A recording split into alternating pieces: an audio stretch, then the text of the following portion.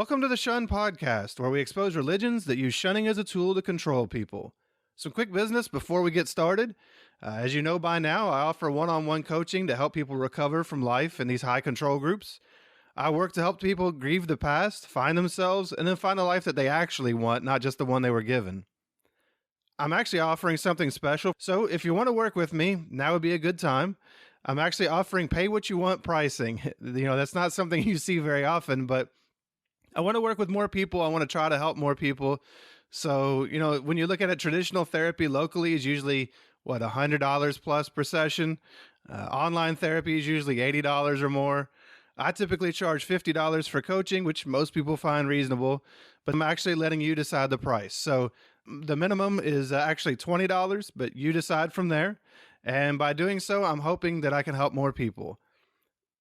So if you're feeling unhappy or stuck, send me an email at shunnedpodcast@gmail.com or reach out through any of the websites that I have, whether it's shunnedpodcast.com, xjwhelp.com, or whatever. And let's start working together. We already lost so much time in these groups. You can certainly do some healing alone, of course. But, when we work together on things, we can often heal a lot faster. And, we can also process things together, challenge perspectives, get new tools, find ways of different ways of looking at things, find acceptance, kind of go through this grieving process together. And in the end, more and more people have been reaching out for help, and seeing people that I work with actually start to find their voice, to make big changes in their lives, to be who they've wanted to be, or to just be proud of who they are. That's the best feeling in the world. Speaking of seeing people become who they are, or be able to speak to who they've been, today we actually have another brave person that's reached out to tell their story as part of the process of healing. It can be very cathartic to share your story with other people, to feel seen, heard, validated. So let's go on a journey with today's guest. As you listen, look for the lessons, look for the ways that maybe your story relates, and maybe you can learn about what has worked for this person, or maybe what hasn't. Maybe it's something that you can pull into your own life. If you were never involved in these groups, I get emails from people that just listen because they find these stories interesting or they find them inspiring. So please help spread the word. These aren't just cult stories. These are human stories. So many of the things that were experienced by the guests of this show are found in other areas of life. So share these episodes and let's help shine a light on the human experience. What's really going on in this world? You never know who it might help. So without further ado, let's go ahead and meet today's guest. So my name is Allison. I'm 35 years old. I was a Jehovah's Witness, and I am now shunned. All right, Allison. So how did you come to be one of Jehovah's Witnesses in the first place? Were you born in? I was born in. I am a fourth generation Jehovah's Witness. My great grandmother on my mother's side studied and became a witness, and on my dad's side, his parents studied, and that's how they were brought into it. Okay, yeah, easy to define generations when they're not overlapping, right? Right. True. So yeah, 4 generations. That goes back pretty deep into the organization. Do you have any history of that? Do you know how any of those people came into it or anything?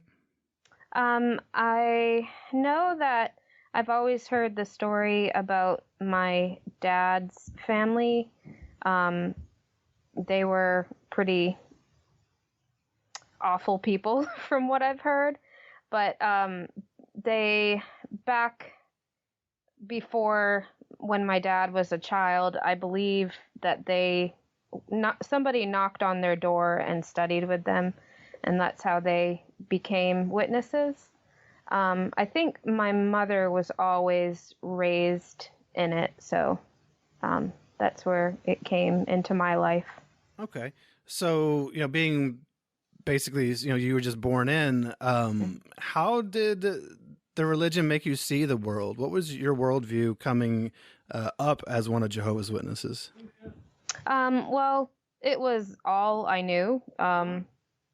I thought we were like the lucky ones, the chosen ones. but at the same time, I kind of felt disconnected, and sort of ashamed of my upbringing. Um, I don't know. It was all that I knew. I didn't know anything else growing up. I kind of viewed worldly people as dangerous and off limits. So Yeah. yeah. So when you say that you felt disconnected, was that basically from, quote, worldly people, the people on the outside, or did you even feel disconnected, in other ways? Um, I would say a little of both. When I was young, I remember not having very close relationships with the kids in school. My dad instilled that fear in my head that, um, worldly kids were going to die in Armageddon, and you didn't want to get too close to them because they're not part of this. As far as the witnesses were concerned, I kind of felt disconnected too. I just felt like, I don't know, it was like men against women when I was young. I didn't feel like that was right as a child. I Hmm. don't know. Interesting. So even from a young age, you kind of saw the misogyny or at least the divide.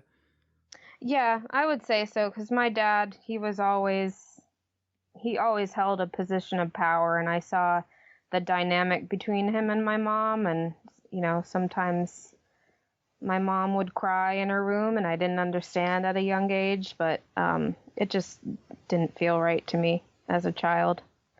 And pretty perceptive as a kid to notice that difference and the way people treated each other. Hmm. So okay, well, what was life like at home? Speaking of home, what was the feel of the home? Were you all the family that was super busy, like family study and all that stuff, or did you just have fun? Yeah, well, like I said, my dad was, as long as I can remember, he was an elder.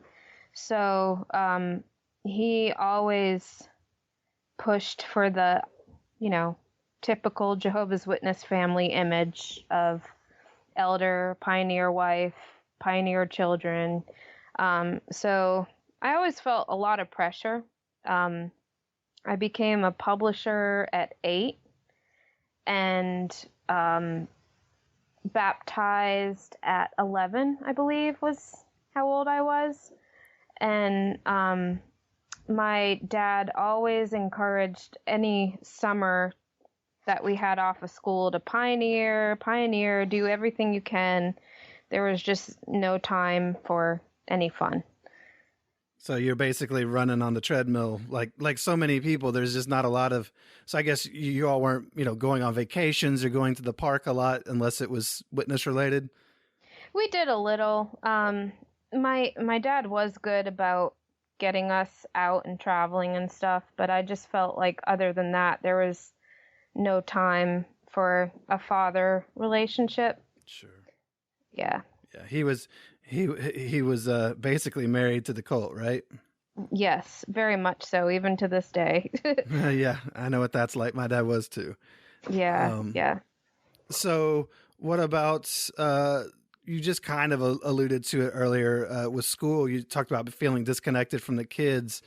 What was it like for you as a kid growing up, as one of Jehovah's Witnesses and going? So I guess, did you go to public school then most of the time, or? Yes. Okay. Me, my sister, and my brother, we all went to public school. It was very difficult because I kind of, like every child wants to be included in things, and I had to go sit in the library for birthdays and holidays. Um, so I missed out on a lot. I know there was one time in school where we were studying Native American culture, and I was always super crafty, so I liked to do all the craft things that we did in school. That was the only thing I looked forward to. And one day we were making dream catchers, and being in 3rd grade, I didn't know the symbolism behind a dream catcher. Um, and I made a beautiful dream catcher and was really proud of it. Came home, my mom saw it and she threw it away, told my dad, and we had like a 1 hour study after about, spiritism. And so that was kind of a blow. Yeah, that's really sad because you're just a kid being excited about making a thing.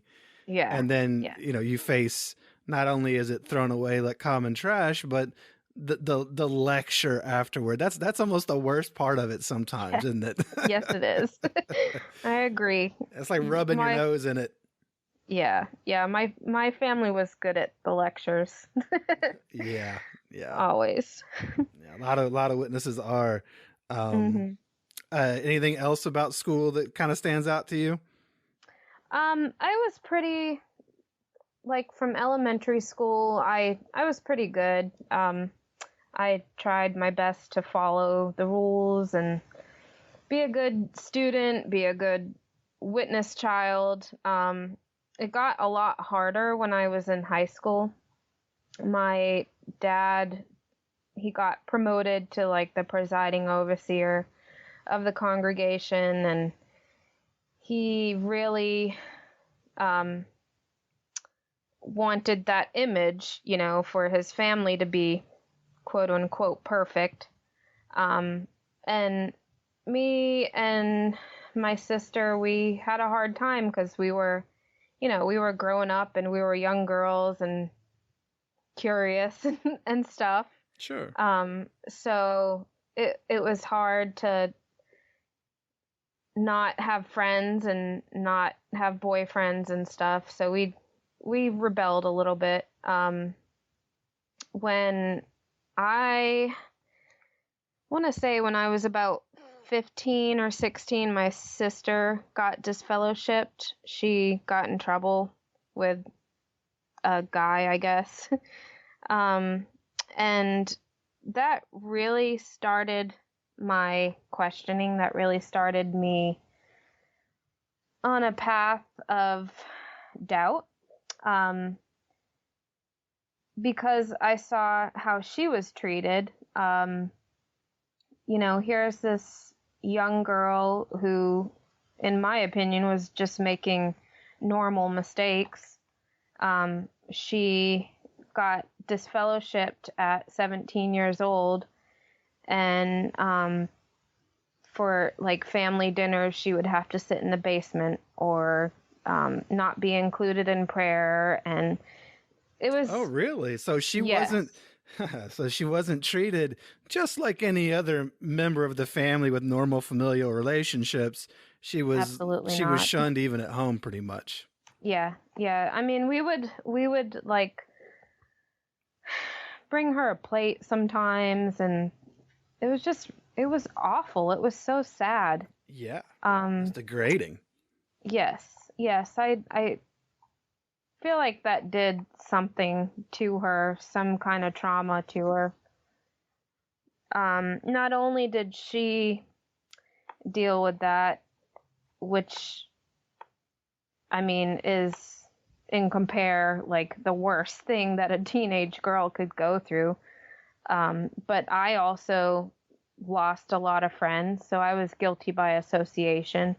My dad had to step down. It was just a very traumatizing thing for my whole entire family.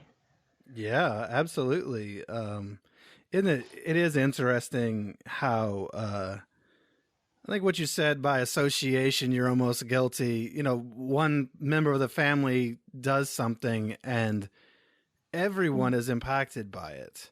Right. And I think that pressure, is there to help keep people in line. And, especially the whole thing where your father's a presiding overseer and he has to be taken down as an elder because, he's not presiding over his household in a fine manner and keeping them under his thumb. Yep. It's just really sad how much is sacrificed sometimes even for, the head of the house, the brothers, power or authority inside the organization, that appearance that you're trying to keep up that you keep alluding to. Yeah, it's all about image. It's nothing solid. It's just Yeah. very superficial. So before then, how were you all, as far as going, being at the Kingdom Hall? Obviously, your dad was always super kind of into this, whether he was an elder or, eventually the PO or whatever. But for you and your sister and your mom, and if there's anyone else that I don't know about, uh, Hmm. how was it, kind of growing up in the Kingdom Hall? Were you all really into it, or were you all just kind of doing what you had to do appearance wise? I think my mom's story is a long story.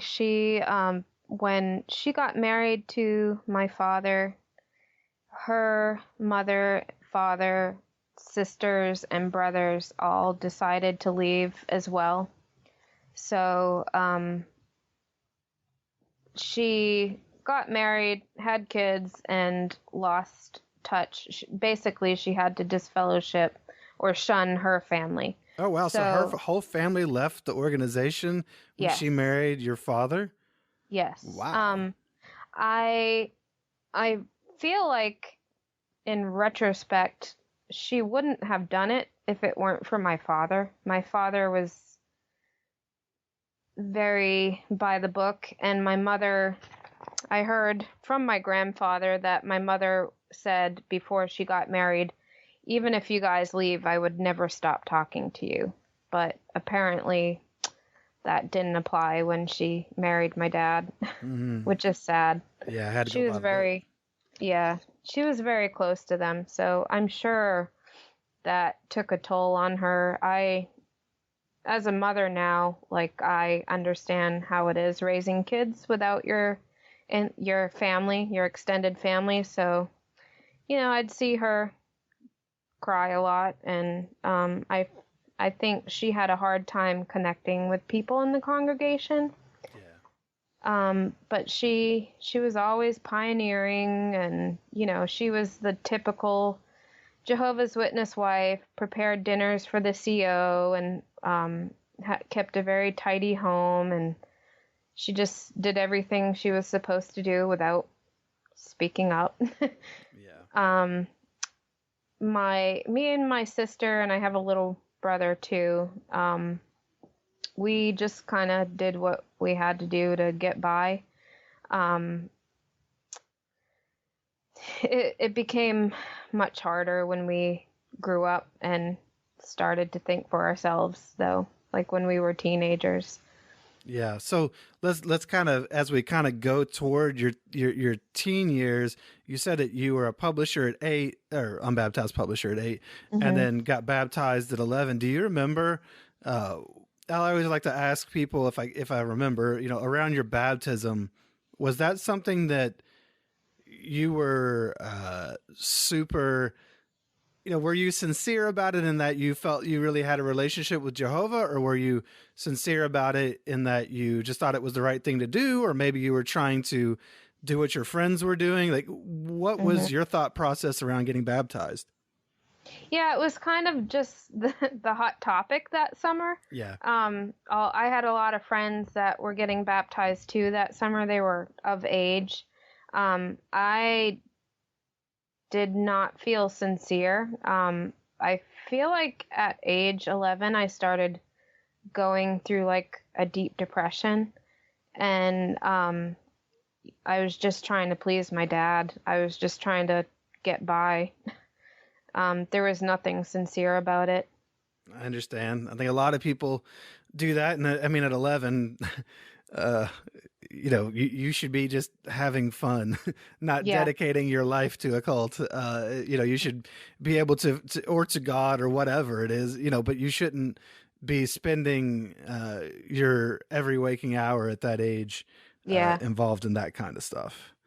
I remember the questions that we had to do to qualify for baptism. I don't remember what that book was called that we studied. I don't know. Organized to accomplish our ministry. There you go.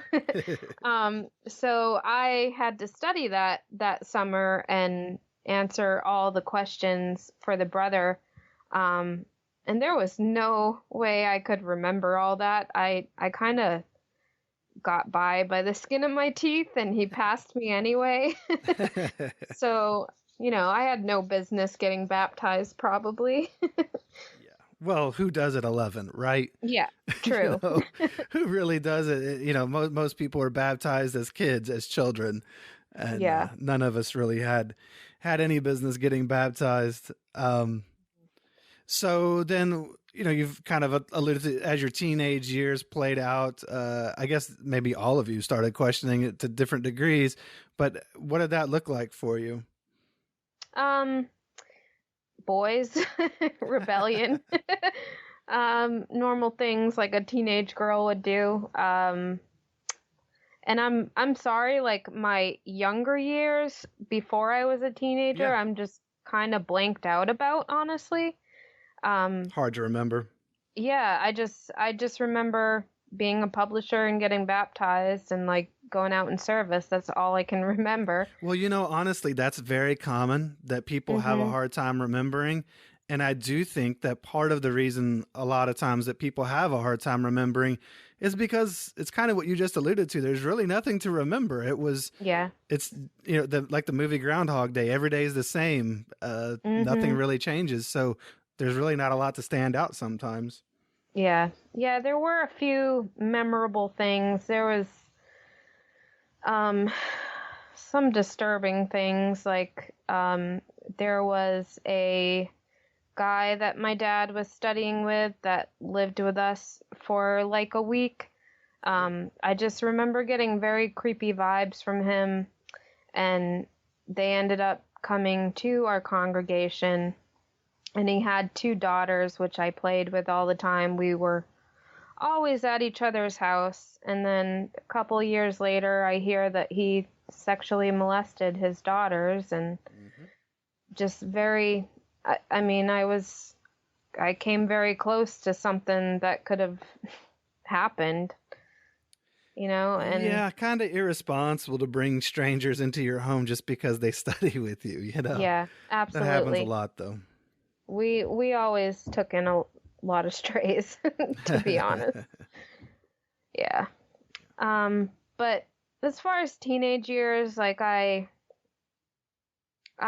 was still trying my best to live up to my family's image, and but there was always like a double life. There was always I I liked my friends at school. I would get in trouble with that when I was not long after my sister got in trouble. I was in a judicial meeting too, and um it just really uncomfortable with these three 60-year-old men and my dad sitting there asking me very inappropriate questions that they had no business asking a young girl, um, of a sexual nature. Yeah. That definitely did something to me as a young lady. Well, sure. I mean, did it? Do you feel like it just shamed you sexually? I mean, that's kind of, I think, what they're trying to do on a level when they start Yeah, asking those questions. It's tough. yeah, definitely, and something to my self-esteem too. Sure. That You're was, the whole purpose is to make you feel like a bad person. yeah, It's not like you did a bad. Again, guilt is I did a bad thing. Shame is I am a bad person, and they try to yeah, shame you and make you feel like what you did was in no way normal. That you're just some awful person for doing whatever you did. And that's just it's kind of scarring, and I'm sure it wasn't fun to have your dad there either.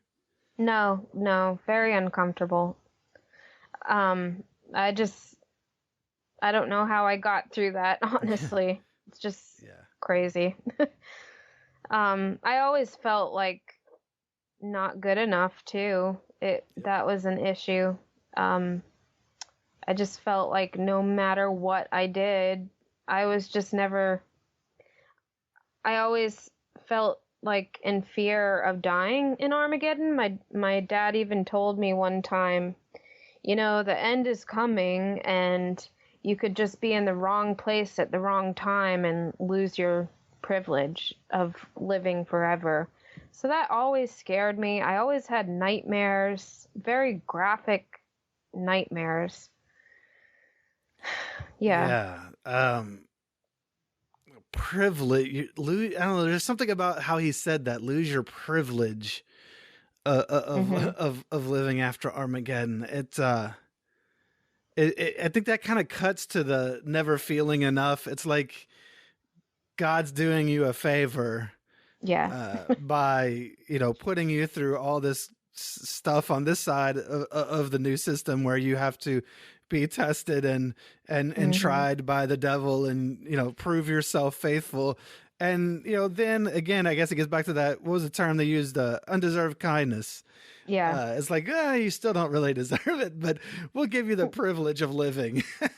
Thanks, but no thanks. Yeah, it just really doesn't. And never feeling good enough is the common refrain of the ex-Jehovah's Witness. I mean, that's everybody, I think, felt that way. Yeah.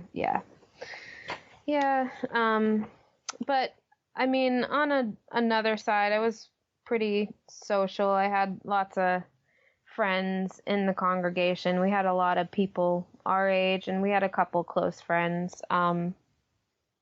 I remember this one girl that, and I still feel guilty about this to this day, but her mom was a single mom.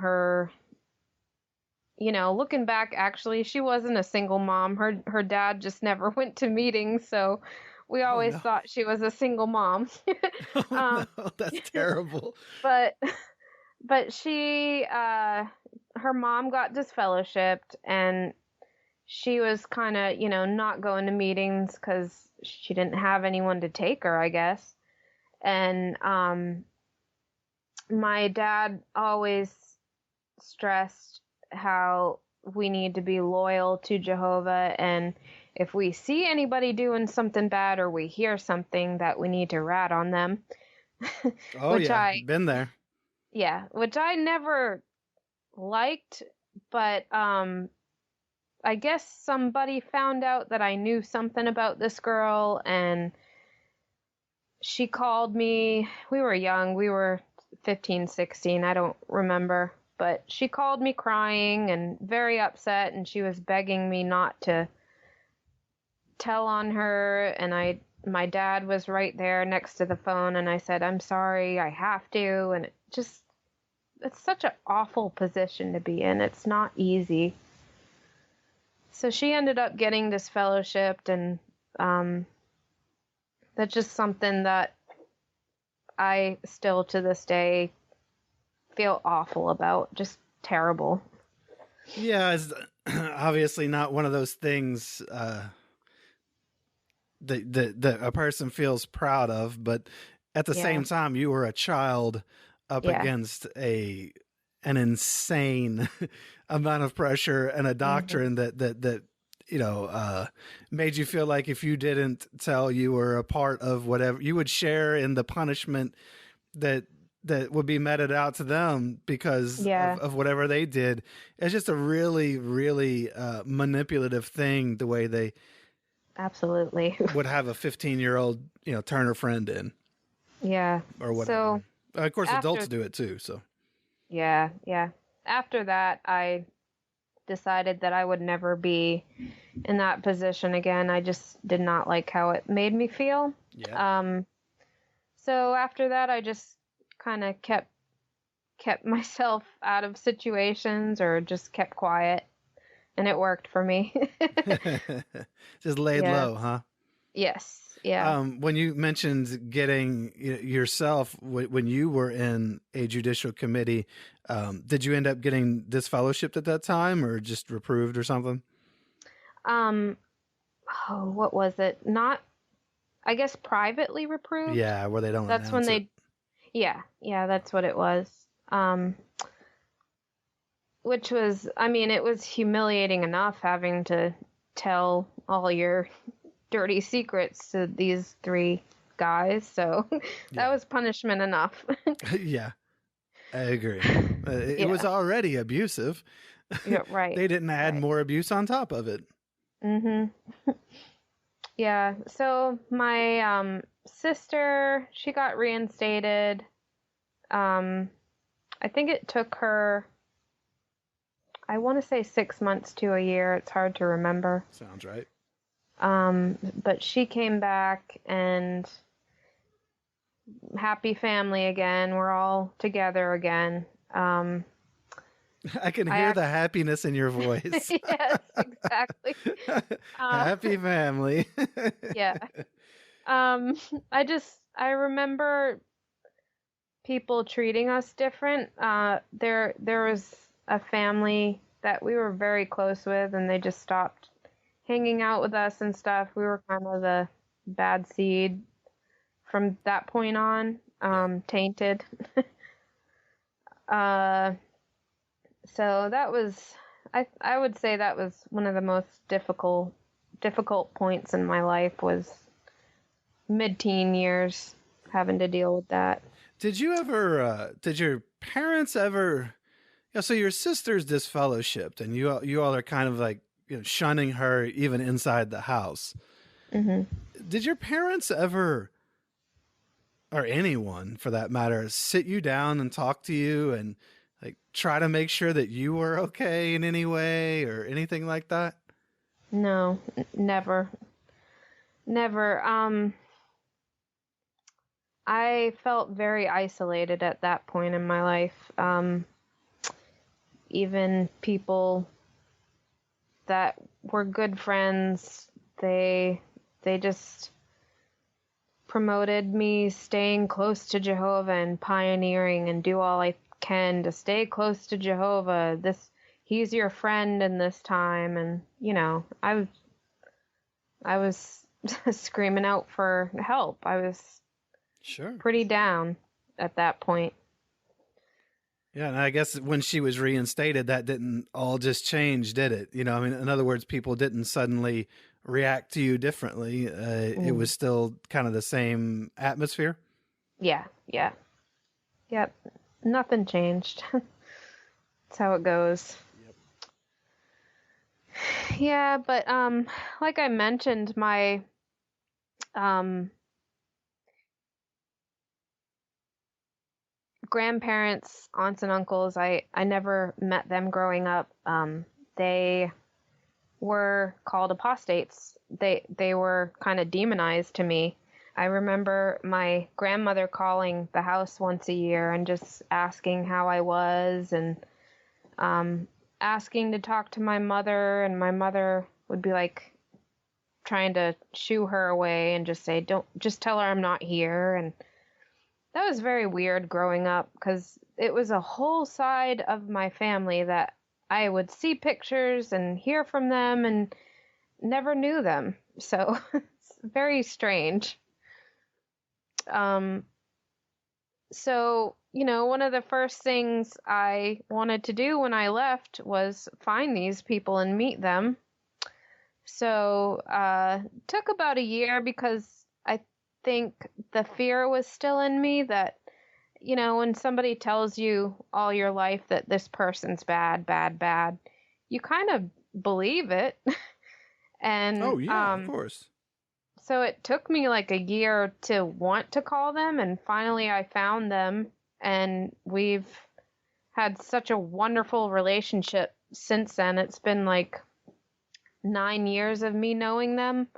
My great grandmother was 101 when I met her. Whoa. Uh, yeah. When I first met her, that's the first time I got to meet my great grandmother. She didn't even know who I was, but at least I had the privilege of knowing her.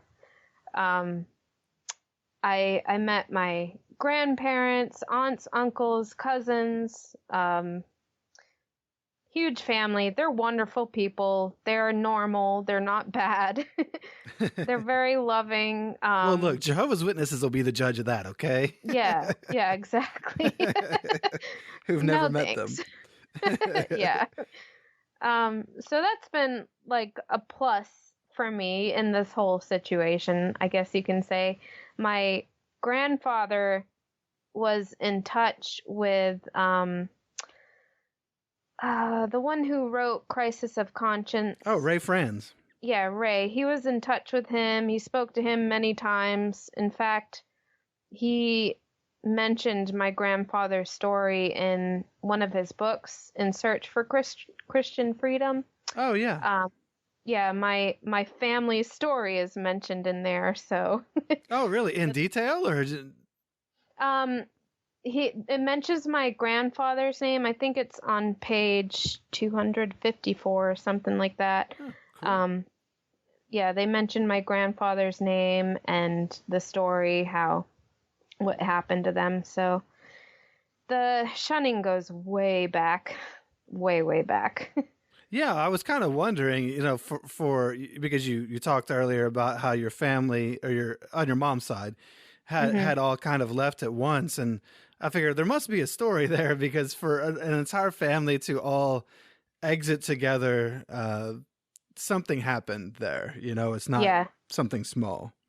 Yeah. Basically what happened was my grandfather was having doubts and questions and starting to see the truth about the way the organization works. And I think it's that book that opened his mind to what was actually going on. And he went to the elders and they were just looking for that one question. Do you view the organization as your authority? And he said, no, I don't. And that was the end of it. And they disfellowshipped him, my 80-some-year-old great-grandmother, and the whole family. They just kicked him out. All because he didn't believe? They started with him, and then it kind of trickled down. They would talk to everyone individually, and that makes more sense. Okay. Yeah. Wow. So quite a story. I mean, there's more that I could tell, but I don't even. That's it for a different day. Sure. So, yeah. So you mentioned, I guess, reconnecting with them after you left. Mm-hmm. So, what is your path from being this teenager that is living in your family, your sister's been reinstated, you're still kind of struggling as your family is seen in a different light. What is that path then from there to you eventually leaving? So, when my sister, she got married, I want to say in 2006, 2007, I believe. Okay. And that was pretty hard because we were very tight. We shared a room our whole lives. We kept each other's secrets. We were really close. So that was a big blow. So she left and got married, and I just kind of felt really lost after that. I didn't have many friends in the congregation. I was probably about 18, 19, just graduated high school, pioneering, trying to do everything I can to please Jehovah. So I joined a Spanish congregation, and I was kind of enjoying that because it was a new crowd. It was new faces and stuff. So I did that for about a year. I really picked up my Spanish, which was awesome because it made me very fluent. Mm-hmm. But I just saw the same hypocrisy in the Spanish congregation. And I don't know, I just got tired of it. So I started to not go to meetings there, and I thought I could get away with it because it wasn't my family's congregation. But then the elders at the Spanish congregation reported back to my dad, and he found out, so that didn't stay secret very long. And then I started to think, what's the point of turning in my time? Like, this isn't in the Bible. Why are we doing this? So I stopped turning in my time, stopped going to meetings. I dreaded the meetings, dreaded them, especially the theocratic ministry school. It was so boring. Oh, yeah. Yeah. And I think what did it for me was I met my current husband, and he wasn't my husband at the time, but he started asking me questions that really got my mental juices flowing. So he wasn't a Jehovah's Witness then? No, he never was. How did you happen to meet him? Did you meet him witness adjacent in some way, or? Yeah, I was witnessing to him. Trying to convert him, I guess. So he started asking me questions that really made me think, questions I had never heard before. And he was the one who actually got me to doubt the Bible. I started studying about the ancient gods and stuff, and that's what got me questioning things. So I actually decided I didn't believe in the Bible anymore. And I think I think it was one of your episodes that one of the people talking said that you'd try to be a vigilante after you leave. You try to talk to people. You try to like convince them otherwise. Oh, sure. Lots of people try that. Yeah, but it just ends up in disappointment. So can't wake people up who don't want to be awake. Right. So when I would say mentally out, physically in is what they call it. I was speaking to a really close friend of mine, and the words that I said was, I wish they were just more open-minded. Those were the wrong words, and she told the elders. So I was called in for a judicial meeting, and they asked me, did you say to so-and-so, I wish they were more open-minded? And I said, yes, I did. Is there anything wrong with that? And we just had this long discussion. It kind of went back and forth, and they ended with the question, do you view Jehovah's organization as your authority? And I said, no, I don't. I can't. And they didn't officially announce my decision. I might mention before that, and I'm sorry, I'm jumping around. That's okay. But when I was having serious doubts, I was bringing books home and I was studying. And I think I was thirsting for knowledge back then. Sure. So I would read anything I could get my hands on. I read about Hinduism. I read about Mormonism. I read about all kinds of stuff, like whatever. I just wanted to learn. I wanted to know. I'm 20 years old, and I've been told this is the truth my whole life. So I kind of have to test that theory out. Yep. And my dad, I had all my books hidden under my mattress, hoping that no one would see them, but my dad did find them. And I came home one day and all the books were on the table, and he said, what is this? And I told him, I'm just curious. I have questions, so I want to study. And he said, well, let me study with you. And I said, okay, that's fine, but all I ask is that we don't study from the Watchtower publications. And he agreed. So it lasted about 2 weeks, and every single publication was from a Watchtower and Awake. He never tried to research anything other than those. Not. No. So that kind of did it for me. He had an ultimatum. He said that he didn't want my brother to be corrupted by me. So it's either the books or Jehovah. And I said, I'm sorry. I can't stay. So I left with all my books, my car, and a suitcase full of clothes, and never turned back. It's either the books or Jehovah. Yeah. Yep. So at 20 years old, no place to live. I don't even think that they checked where I was living or checked on me. I didn't hear from them for a while. I left at like 9 or 10 o'clock at night, and there was no, I mean, they were all crying, of course, when I was leaving. My dad wasn't. He kind of held the door open for me. Mm-hmm. And my brother was 13 when I left. He was crying on his bed, and I get an email from my parents that I am not allowed to contact my brother, that I decided to leave them, and that I have no right to contact him.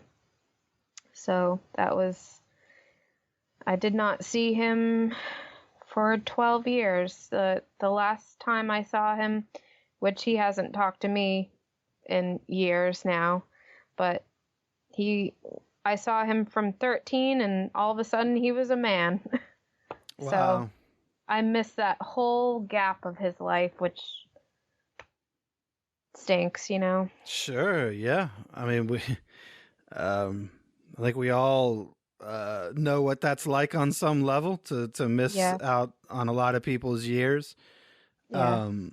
So where did you go at 20 years old with nowhere to go? I mean, did you have anybody you could go to, or did you just sleep in your car? How do you survive when you basically been told at just a random time with no preparation that you gots to go?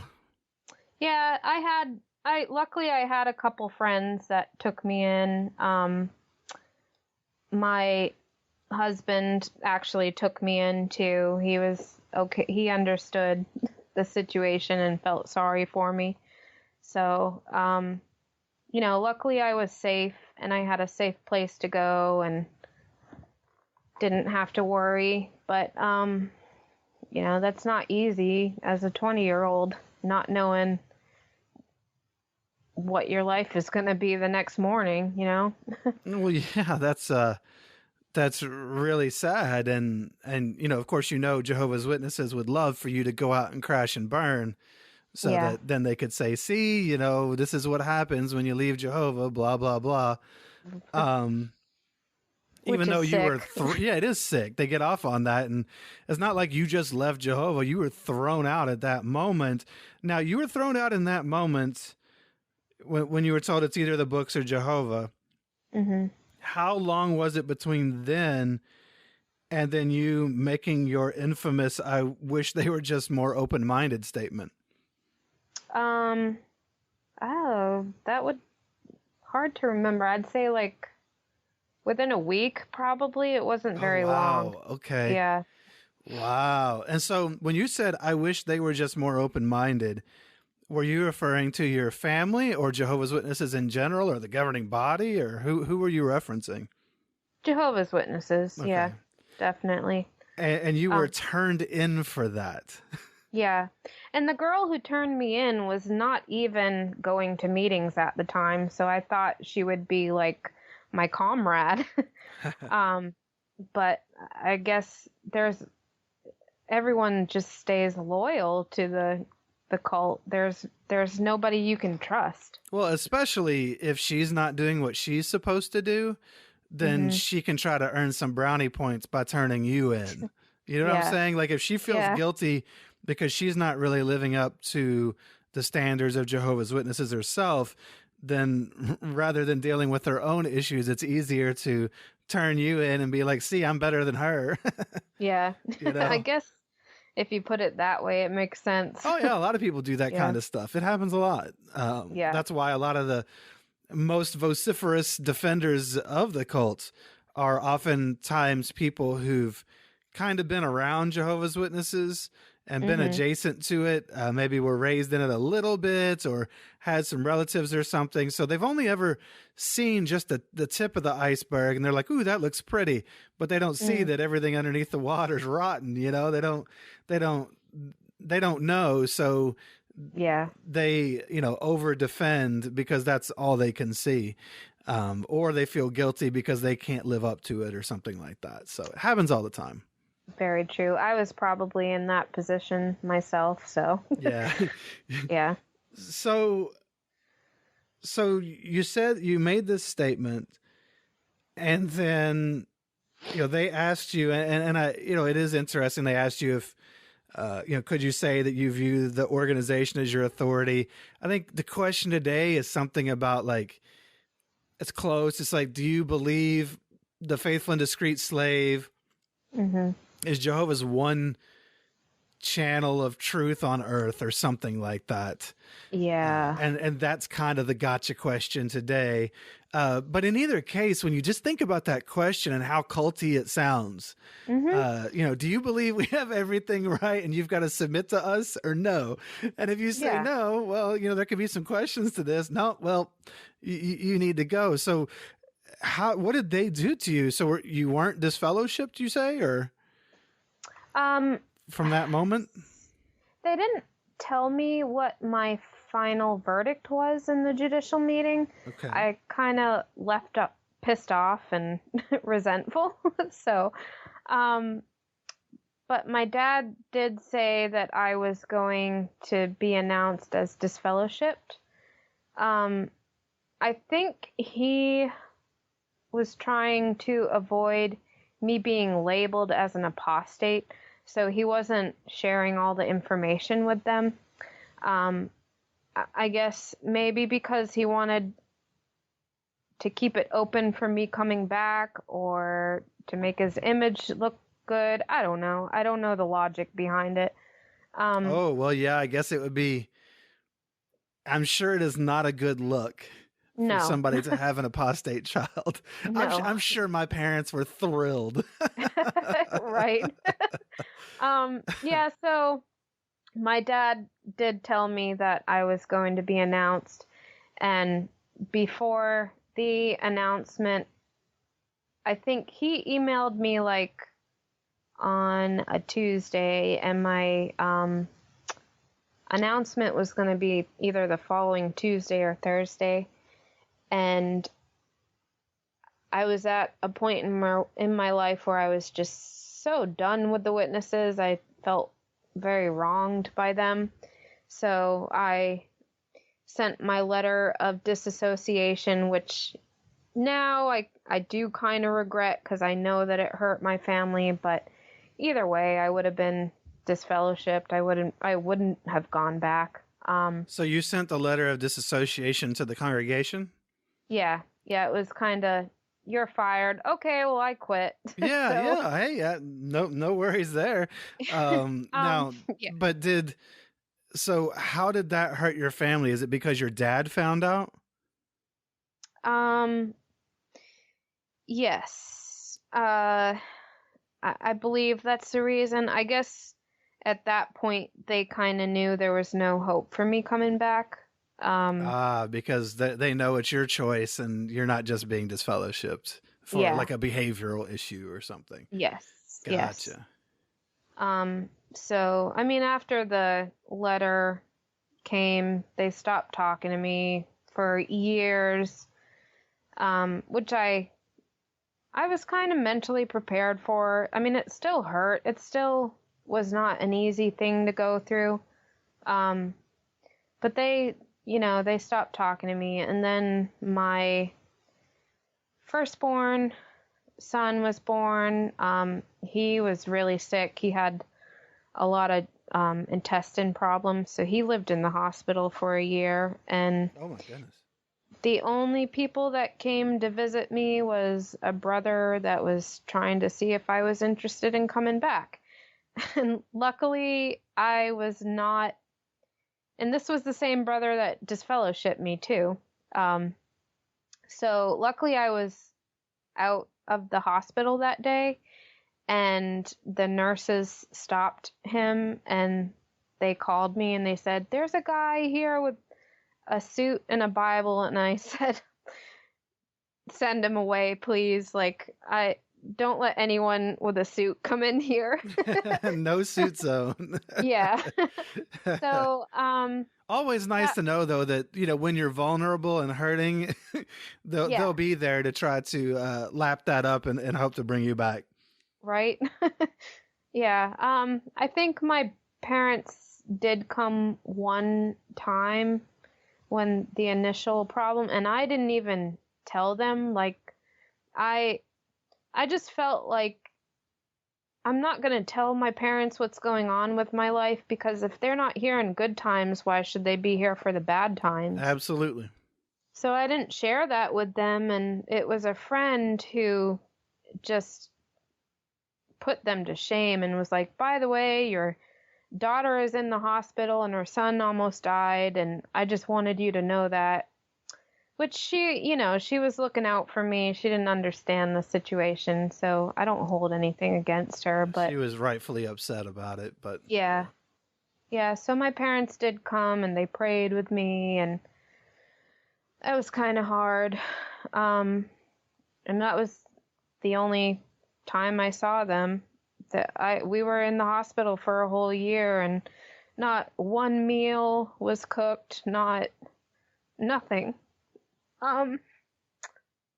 Sorry. no, don't be sorry. It hurts. It's sad. You're My mom, she was always good about cooking meals for people, and it just would have been nice to have that. Yeah. I mean, I'm sorry. It's just awful how inhuman they act.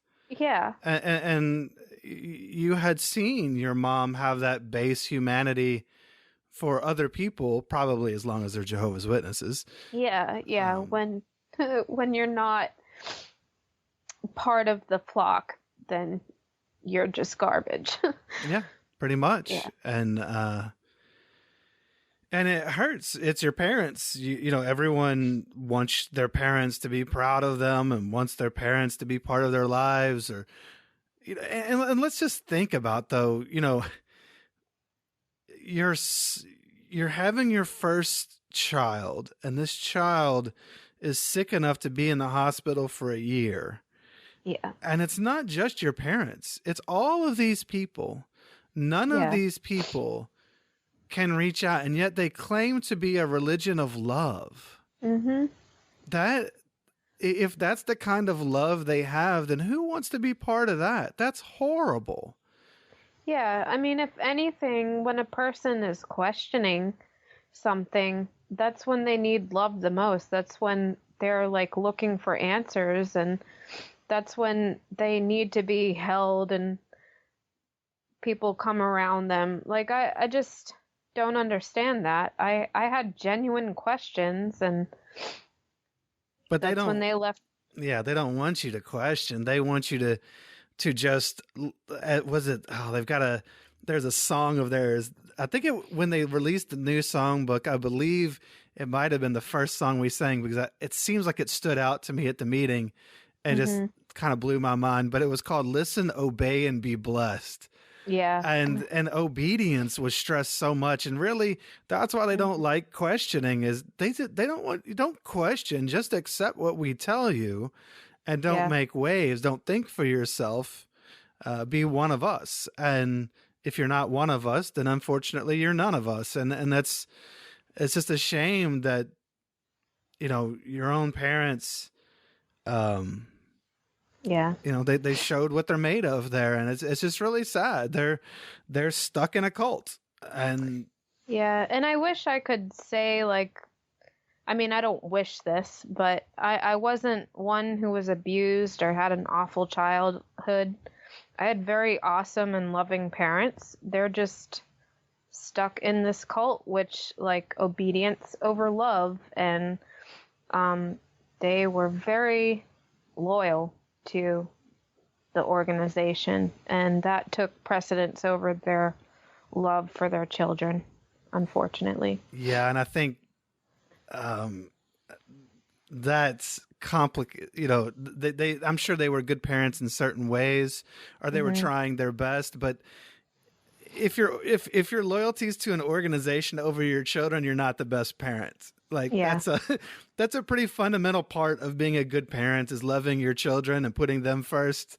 Yeah. Your loyalty should be to your kids, and you should be there to see and hear and feel and validate your children, not to hold their feet to the fire and punish them because a cult told you to. Like, Yeah. that's not super great, like parenting of the year award stuff.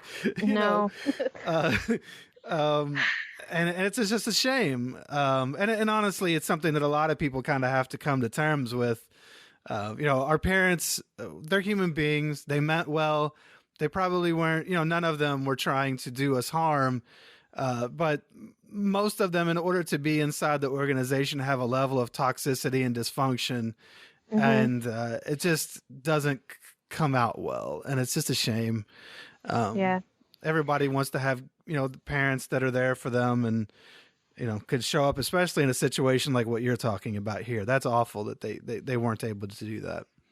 Yeah, my dad, he came from a very toxic and abusive family from what I've heard. Yep.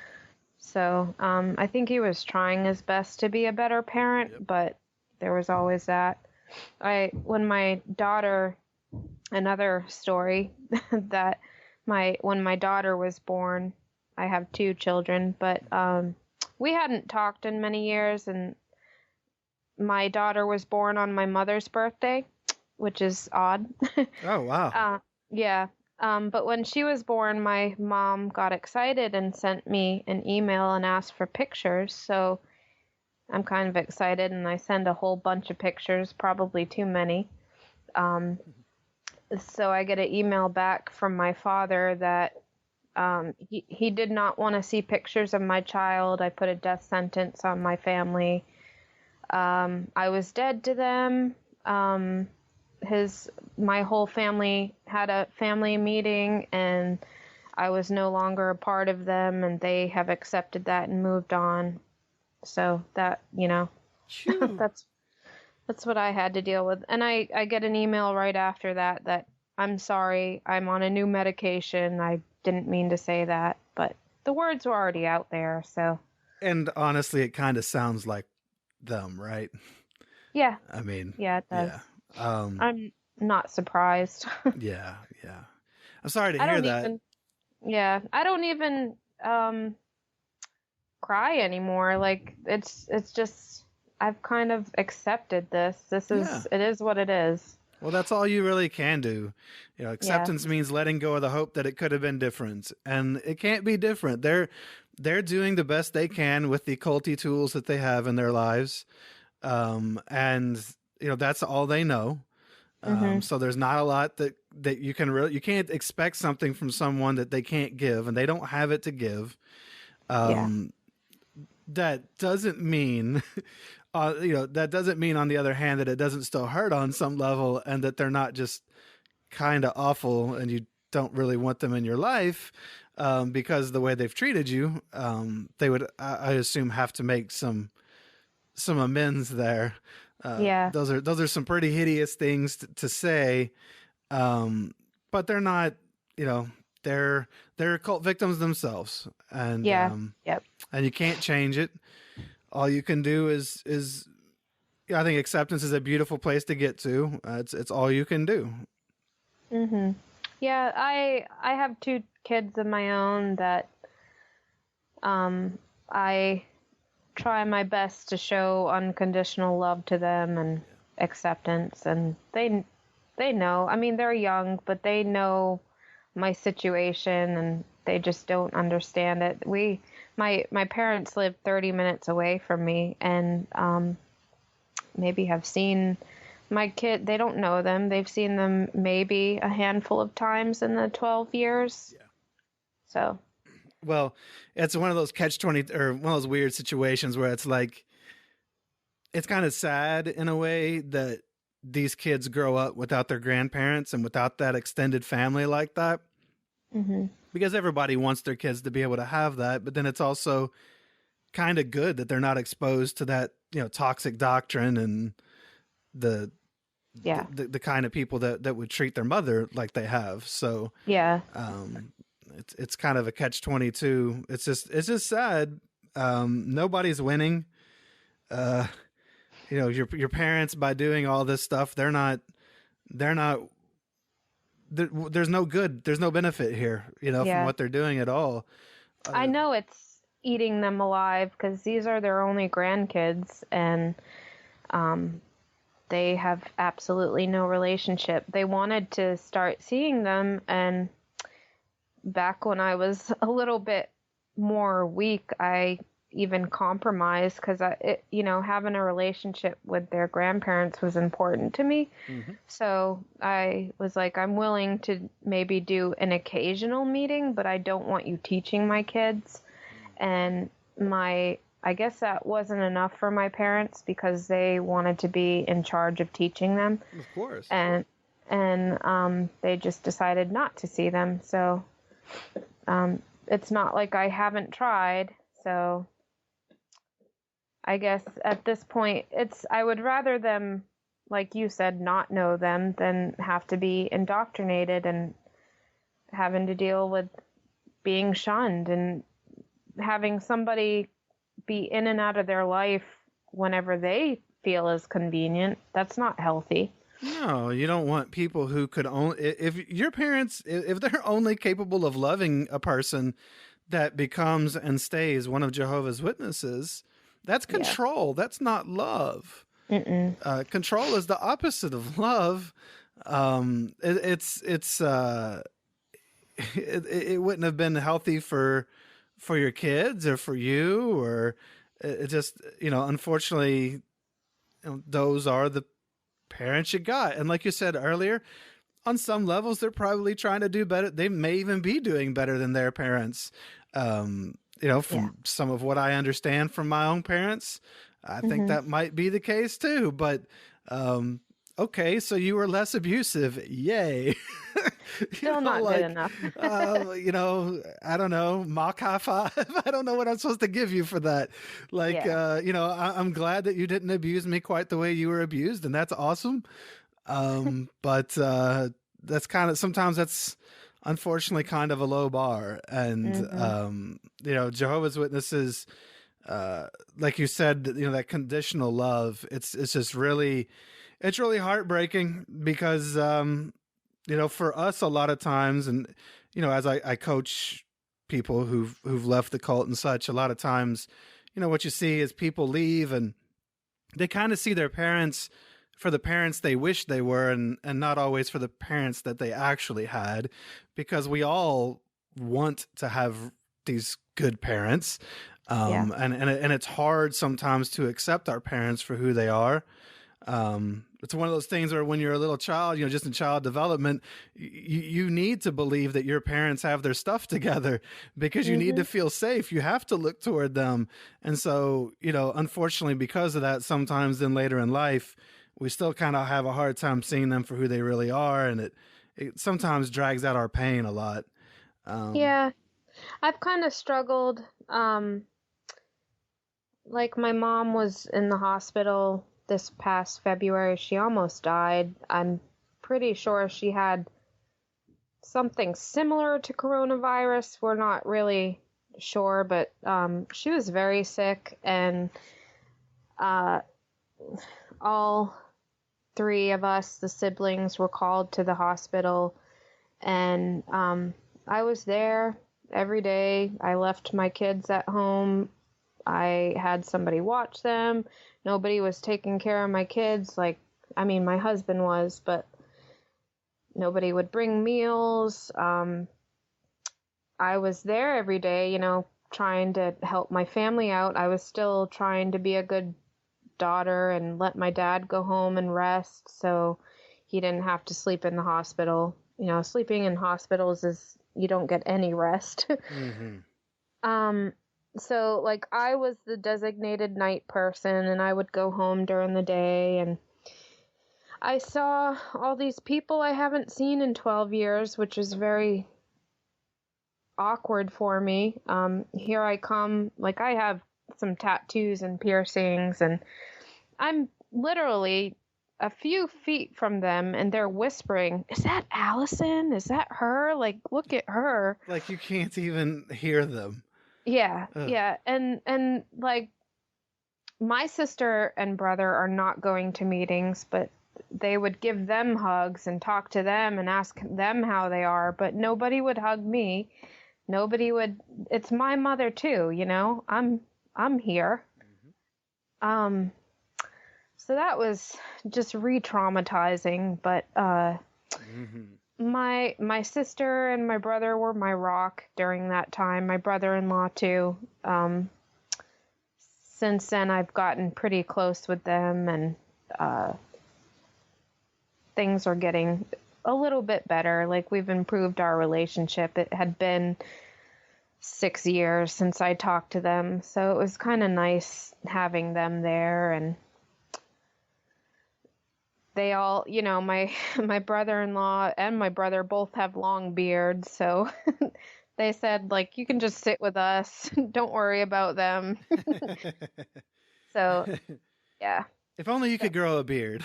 Yeah, exactly. I identify with and understand your experience there. My dad, when he was in hospice, I was invited to go to hospice Hmm. to see him before he died, and I think I'm glad you brought it up, because I think these are things that people need to think about. People Yeah. who are listening who have family need to think about how they're going to handle these situations and what they're willing to put themselves through. Yeah. Um, I It isn't easy. no, I did the same thing, going to hospice with my dad, and I'll say it publicly. My mom will die alone. I will not go. Hmm. I won't put myself in that re-traumatizing position for people that would not even say hi to me if they Yeah. saw me on the street. If I'm dead to you, you're dead to me. We can play Yeah. that game. I've moved on from those people, but it's just a shame that you have to be put in that position. But boy, Yeah. you faced it when you go in, and like so when I walked up, there were Jehovah's Witnesses who were there, I guess, at my dad's side. And my mom tried to rush myself and my wife. We came up the elevator, got off the elevator, and she tried to rush us around the corner because those Jehovah's Witnesses refused to be present if we were there. Mm. And I refused to be rushed around the corner. Yeah. So Yeah. I saw exactly who it was and looked them dead in the eye, because these were people who I had been close to when I was a kid and who bought me clothes and stuff, because we didn't always have much money and stuff. And for those people at the time my dad's in hospice, or your mom is in the hospital, that's the time to be inhumane asshats. Like, that's not, Yeah. like, they can't be human beings and show love for a second. No, It's there's ridiculous. times you can put that aside, and You I'm should. sure Jehovah would forgive you for giving somebody a hug, you know? Well, you remember So, that time though that Jesus did that? no, Remember that time in no. the What are you Bible when talking Jesus about? was like, I'm not talking to you. Yeah. You're not one of us. Ridiculous. It is ridiculous. It's absurd. And they don't Yeah. know that if Christ is their exemplar, then they do a pretty piss poor job of following that example. No kidding. It's just a shame, and it puts people in really bad positions. And it's one of those things you kind of do have to, for you or for me, we've been through it, and it does really make you realize, like, I've kind of got to have a plan of how I'm going to deal with this, Yeah. because these situations will come up, and if you're caught off guard, you're more likely to do something that you might regret later. Yeah. After a while, it was kind of entertaining. I would just like go up to people that didn't want to talk to me and make them acknowledge me. So it was kind of fun. How'd you do that? You like bump into them or something? No, I'd just be like, hi, Yes, yes, look yes. them in the face. And there was this one sister that I knew very well growing up, and she just would not acknowledge me. You could tell, like, she kind of froze up when she saw me and got really uncomfortable, and I like talked to her, and it was hilarious. Just felt like I was in power. It is really, because what's happening is they want you to walk away in shame. And Mhm. when you take your power back and walk up like that, now they're the ones who feel shame. They're the ones that feel awkward. And they're the ones that we should make feel awkward because they're the ones doing the wrong thing. Yeah. They're the ones who should be the ones to feel like they're doing something weird because Mm, they're being weird. very. It's not normal behavior. So then, what would you? How does your past life still impact you? Like how I don't know how far you are from all of this, where you are today. Mhm. Um, it's been about I think we're going on like 13 years now. I'm no longer crying over it or crumbling every time I see a witness. I feel much stronger to deal with it. Nothing shocks me anymore with them, so um, I'm just focused on trying to build a family, build my own family, focusing on my kids and trying to raise them right and showing them what unconditional love is. And I don't want them to miss out on the things I missed out on. I feel like the experience, as awful as it was, has taught me to value people and relationships more. Mm-hmm. I feel like I have much more meaningful and genuine relationships with people than I used to. So That's that's awesome. where I'm at. I mean, at the end of your life, that's what you're going to look back on, or the people that have been in your life and the experiences you've had. That's what really matters. Yeah. Is there I mean, anything? Go ahead. I still have like some struggles that I deal with. I'm not flawless or anything, but still some struggles. But I think I'm doing fairly well considering. Good. Is there anything that one question I sometimes ask people is if you could say anything to your family and friends that shun you, what would you say? Is there anything that you would have to say to the relationships that have been lost? Um, I would say that life is short and we only have a little time to show each other love, and my door is always open and my house is full of forgiveness and love, and I may not be welcome in yours, but you are welcome in mine. I like it. Well, you said it. We only have so much time here on this earth. So, is there anything that you particularly enjoy yourself about your life after leaving? And is there anything that you want to do for yourself, in the years that you have left? Well, yeah, first, I love not having to wake up on Sunday mornings and go to meetings and preach. I love that I can talk to anyone with an open heart. I don't have preconceived notions about people. I love hiking. I love nature. I love art. I like being able to read what I want. And as far as what I want to do, I have hopes of having my own food truck. That's the next 5-year plan, I guess, and just doing something fun, and that's it. I love it. What kind of food truck? It's in the works. We're talking something international, just really delicious food. Okay, That's I the didn't know if plan. you had anything that was your specialty or something you really enjoyed that you'd like to. Yeah, I have a few tricks up my sleeve. A couple things that I like hosting. I love having people and feeding people, so Awesome. I've always been told that my food is really good, so. Party at Allison's house. Yep. There you go. We'll all be there. Well, Yeah. that's really cool. I'm so glad that I'm sorry for everything that you've been through and the pain that causes, but I'm really glad to see that you've worked on acceptance and that you've